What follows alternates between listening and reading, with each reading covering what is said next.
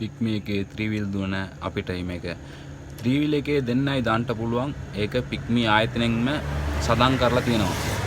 හැබැයි අපි දුවන්නේ 4 දෙනෙක් දාගෙන 3 දෙනෙක් දාගෙන මොකුත් කතා කරන්න නැතුව. ඒකයි පික්මි ආයතනයේ කියලා තියෙන්නේ.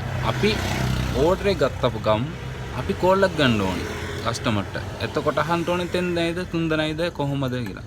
3 දෙනයි නම් අපි 250 හයර් එකට තව 50ක් වැඩිපුරෙන් ඉල්ලනවා. ඒකම 350 පහ වුණා නම් අපි 70ක් වැඩියෙන් ඉල්ලනවා. වැඩි එකෙනෙක් හිටියොත් දෙන්නෙක්ට වැඩිය තව එකෙනෙක් හිටියොත්.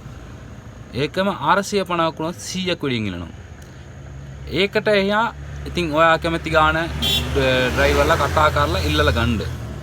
ඒ කිව්වොත් මේ වාහනේ දෙන්නේ දාන්න පුළුවන්. ඔයාගේ වාහනේ මොනයි වුණොත් ඇක්සිඩන්ට් වුණොත් ආයේ මොනයි ඉන්ෂුරන්ස් එක පාස් වෙන්නේ නැහැ. ඒ කිව්වොත් දෙන්නයි සඳහන් කරලා තියෙන්නේ පික්මි ආයතනේ. ඔළුවක් කල්පනා කරලා වැඩ කරන්න.